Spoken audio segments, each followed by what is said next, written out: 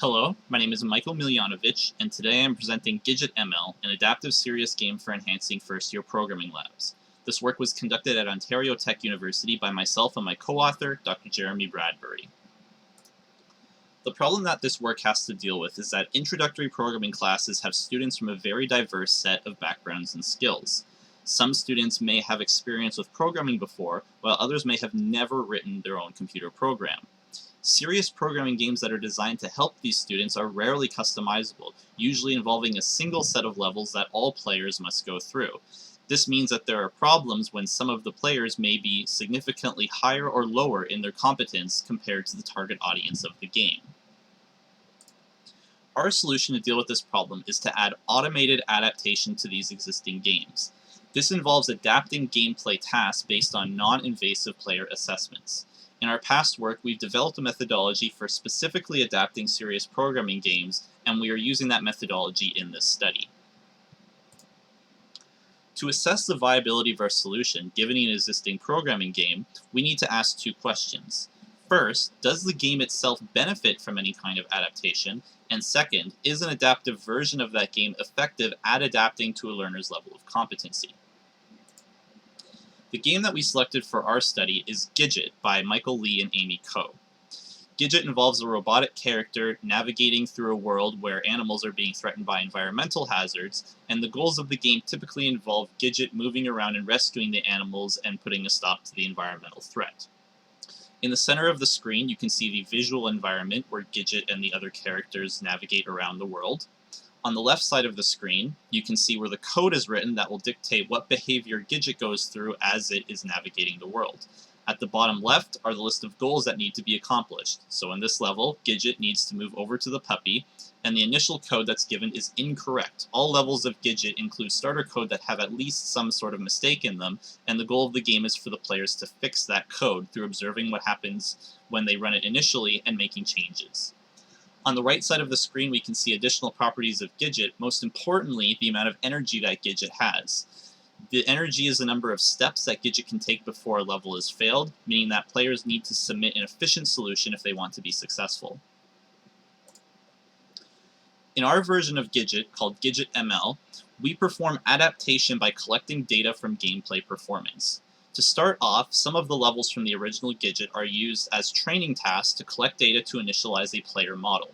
Once we have a model that has assessed the player's level of competency, we begin to adapt the tasks based on this model.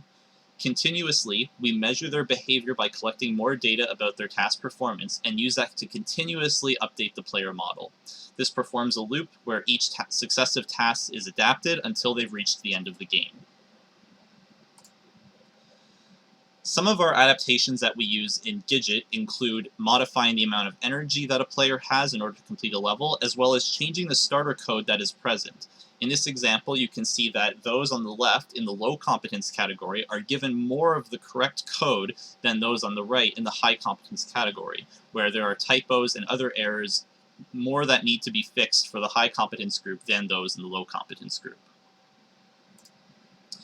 In our experimental design, we split our study into two parts. First, having participants play through the original version of Gidget, which was only changed to allow additional logging data to be collected, and the second part of the study where GidgetML, the adaptive version, was played. In the first study, players played through Gidget for 2.5 hours and then were given demographics and game experience questionnaires about their performance. All of the data that was collected through this gameplay was then used to adapt GidgetML. Participants in the second group played through this adaptive game, and as more participants took part, their data was continuously used to adapt for future participants. All participants also completed the demographics and game experience questionnaires at the end of the study. In our evaluation of GidgetML, we had 100 undergraduate students enrolled in a first-year programming course at Ontario Tech. The average age of these students was 18.5 years old, most of which were men, but this was due to the distribution of gender in the programming course from which we collected our participants. In terms of programming experience, we found that many students had never taken a previous programming course, and many others also had never written their own program before. Our study was run in the first week of the course laboratories across 6 distinct sections. In the first half of these sections, participants played through Gidget, and the second half had players going through GidgetML. We look specifically at failure rate and energy usage as our measurable variables to determine adaptation for GidgetML. We found that those who were playing Gidget significantly varied in their failure rate across levels of the game. Some participants may be very successful at one level while failing repeatedly at another one, and this was demonstrated in our data. We found that as we performed more adaptations and collected more data, this variance of failure rate decreased significantly over time, such to the point that by the time we had reached our final lab section, we had the lowest variance in failure rate among all of our participants. A similar trend was observed in energy usage among all participants. The Gidget group had significantly higher energy usage variance than those in the GidgetML group, and as we collected more data, this variance decreased over time. In conclusion, we found that Gidget does have the potential to benefit from adaptation, as we said in our first research question. Learners had demonstrated a very high level of variance in both their failures and the efficiency of their solutions.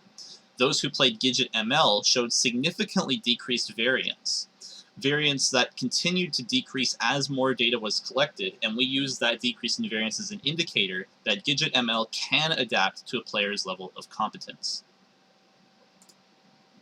In our future work, we hope to apply that same adaptive methodology to other CS serious games, especially those that have a different style than Gidget, whereby instead of having players complete programming problems in order to solve a task, they may have to perform some other type of gameplay. We also considered looking at different data sources for adaptation, such as biometric data and eye tracking data, and we are considering looking at different strategies for adaptation. In our game, we performed adaptation between levels of the game. However, there may be better benefits when found using adaptation during these levels. Thank you for listening to this presentation.